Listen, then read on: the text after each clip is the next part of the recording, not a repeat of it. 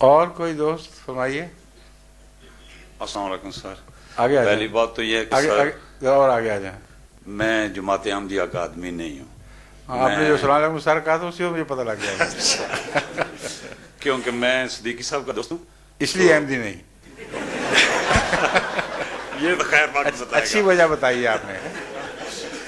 تو آپ گجرات کے ہیں پیچھے سے؟ جی سر. گجرات کے ہیں؟ نہیں راول پنڈی کا ہوں. راول پنڈی کے. جی نام میرا راجہ محمد. کس علاقے کے؟ راول پنڈی. نہیں شہر کے گاؤں کے؟ شہر کا. اچھا جی. تو صدیقی صاحب میرے دوست ہیں, ان سے اکثر بیٹھتے رہتا ہوں, باتیں ہوتی رہتی ہیں. جی جی فرمائیے. تو ٹی وی پہ بھی آپ کا پروگرام آتا رہتا ہے. جی یہ دلی خواہش ہی کیا ہے آپ سے ملاقات کروں. ٹھیک ہے. تو وہ آپ کا پروگرام بھی آ جائے گا اب. جی. اچھا تو تھوڑا سا قصہ سناتا ہوں کہ میں نے چھٹی کی اپلائی کی تھی. اچھا. میں ایک فرم ہے وہاں پہ, ایک فورمین کافی عرصے سے. کس چیز میں؟ وہ پینٹنگ کی کمپنی ہے ایک. اچھا. مجھے تقریباً 25-26 سال یہاں پہ ہو گئے. تو وہ مجھے چھٹی تو نہیں دے رہے تھے. ٹھیک. تو میں نے آنا ضروری تھا. ٹھیک. انہوں نے بولا بھائی شام کو بھی آج کام ہوگا اور صبح بھی کام ہوگا. ٹھیک ہے. میں نے کہا ٹھیک ہے, مگر میں نے نصیر صاحب سے وعدہ کیا تھا کہ میں سرکار سے ملوں گا. جی. وہ آج بات یہ ہوئی ہے کہ ان کی مشینیں خراب ہو گئی. میں لوگوں کو ذرا بتانا چاہتا ہوں کہ میری دل میں خواہش تھی کہ ملاقات کروں گا. مشینیں خراب ہوں گی. انہوں نے کہا کہ آج بھی کام نہیں ہوگا, سیٹرڈے بھی نہیں ہوگا, سنڈے ہوگا, منڈے کو کام ہوگا. شکر تو اللہ تعالیٰ نے مہربانی کیا, آپ سے ملاقات ہو گیا. سر میں ایک عرض کرنا چاہتا ہوں, یہ بھائی بھی بیٹھے ہیں, اگر میں کوئی غلط بات کروں تو محسوس نہ کرنا, اپنے نالج کے مطابق بات ہوتی ہے. بات یہ سر کہ اور آگے آ جائیں. احمدی جماعت کی تبلیغ یہ یورپ میں ہو رہی ہے, آگے پیچھے ہو رہی ہے, مگر یہ لوگ پاکستان سے کیوں آ رہے ہیں؟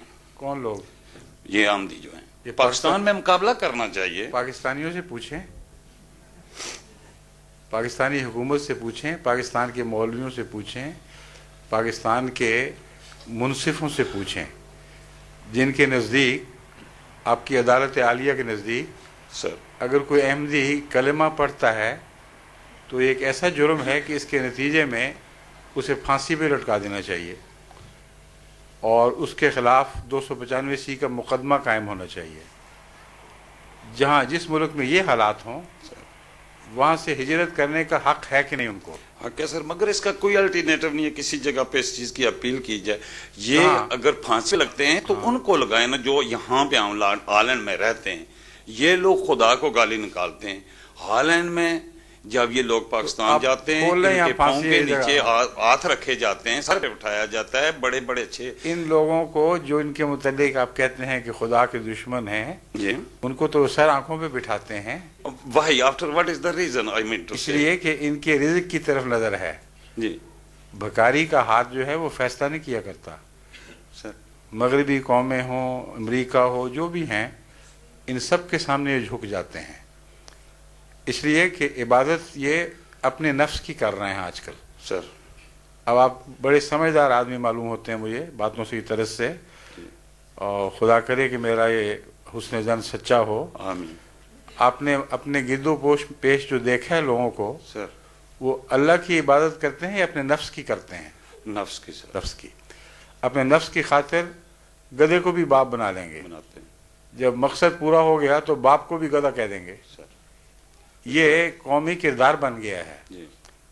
اور حکومت ہو یا اپوزیشن ہو, دونوں ہی مشرک ہو چکے ہیں.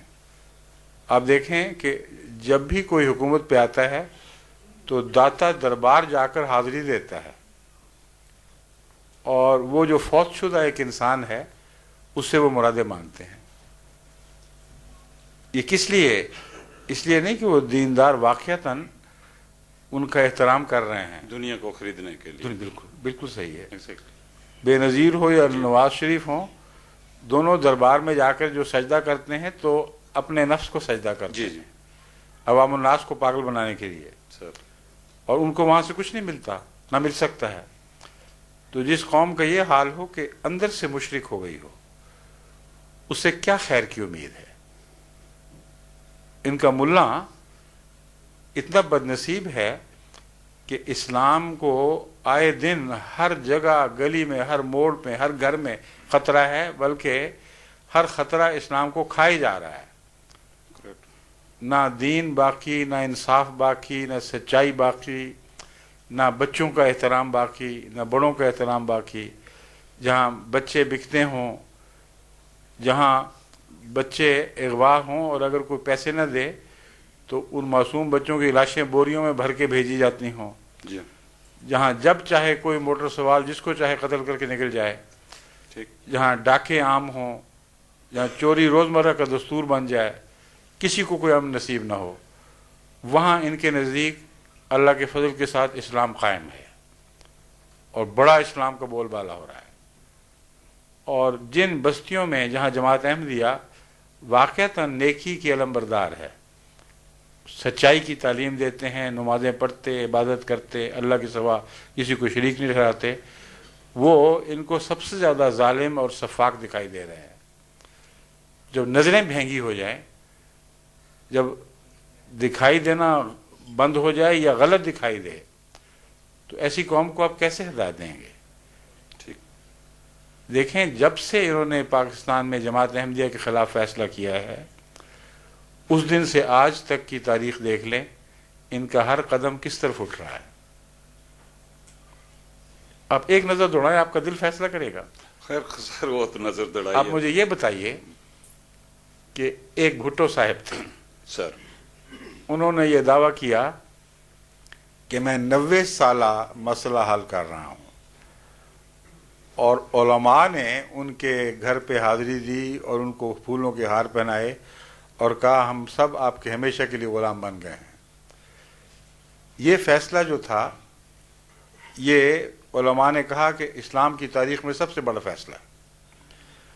تو مجاہد اعظم کون ہوا؟ بھٹو صاحب۔ دیکھ لیں ظاہر ان بات کی ہے، حالت کیا ہوئی ہے۔ ظاہر بات، ان کا کیا انجام ہوا؟ انجام تو آپ کے سامنے ہے۔ خدا تعالیٰ اپنے خدمت کرنے والوں کا ان سے یہ سلوک کیا کرتا ہے۔ نہیں، کس کی شہ پر انہوں نے کیا؟ سعودی عرب کے بادشاہ کی شہ پہ۔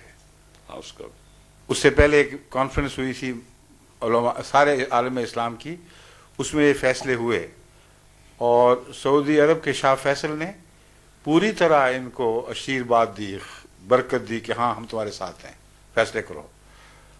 ان کا کیا انجام ہوا؟ برا ہی ہوا۔ ساری عرب تاریخ میں ایک بھی ایسا شخص نہیں ہے ان بادشاہوں میں سے جو اپنے بھتیجے کے ہاتھوں اس طرح قتل ہو۔ اور اس کے بعد پیچھے پیچھے ضیاء صاحب آ گئے، انہوں نے کہا جو رہی صحیح کسر رہ گئی تھی خدمت اسلام کی وہ میں پوری کروں گا۔ ٹھیک ہے، غلط؟ جی ہاں، ٹھیک ہے، 1988 میں ہاں۔ پھر جب انہوں نے وہ خدمت کر دی تو ان کا کیا انجام ہوا؟ وہی ہوا۔ اتفاقات ہیں یہ؟ اتفاق تو نہیں، اتفاق تو ہو نہیں سکتے۔ ایمانداری سے بات کی جائے تو یہ اتفاق تو نہیں ہے۔ اوپر تلے ان لوگوں کا انجام جنہوں نے مولویوں کی دانست میں اس دور میں اسلام کی سب سے بڑی خدمت کی، ان کا یہ انجام ہوا۔ سر، اب جو مباہلہ ہوا ہے، پہلے مباہلے سے بھاگ گئے تھے کہ ہم اکٹھے ایک جگہ نہیں ہو، تم سعودی عرب آؤ، وہاں پاکستان آؤ، اس طرح یہ پیچھا چھڑا رہے تھے۔ میں نے مولویوں سے کہا کہ اب تم یوں کرو کہ اس طرح مباہلہ نہ کرو، لعنت ڈال دو۔ لیکن ہم جو کہتے ہیں کہ جھوٹ ہے، تم جو دعوے ہمارے خلاف الزام لگا رہے ہو سراسر جھوٹ ہے، اس میں سے ایک ایک الزام اٹھاؤ اور خدا کی قسم کھا کے کہو کہ سچ ہے۔ تم کہتے ہو ہم نے حضرت مرزا صاحب کو آزاد نبی بنایا ہوا ہے، محمد رسول اللہ سے کہ غلام نہیں بلکہ ان کے ہم بلہ، بلکہ ان سے بھی افضل۔ یہ الزام جو تم پاکستان کی گلی گلی میں گند اچھالتے ہو، تو اب آؤ میدان میں اور آمنا سامنا بے شک نہ ہو، تم صرف اخبار میں یہ اعلان کر دو کہ یہ ہمارا الزام ہے، ہم اللہ تعالیٰ کو حاضر ناظر جان کر کہتے ہیں کہ یہ بالکل سچی بات ہے، اور اگر ہم جھوٹ بولتے ہیں تو جھوٹے پر لعنت، اور اگر ہم سچے ہیں تو احمدیت کو برباد کر دیں۔ اس میں کون سی نامعقول بات تھی؟ کوئی بھی نہیں۔ اس سے بھی بھاگنے شروع ہوئے اور بہانے بنا کے ہاں ہم مبالغہ قبول کرتے ہیں، مگر جب میں کہتا تھا بتاؤ وہ کون کون سی باتیں ہیں جن کو تم سچا کہتے ہو، ان کا نام لے کر انکار کرو، تو سب بھاگ جاتے تھے۔ پھر میں نے ان کو کہا کہ اچھا اب یہ ہے تو یہی صحیح،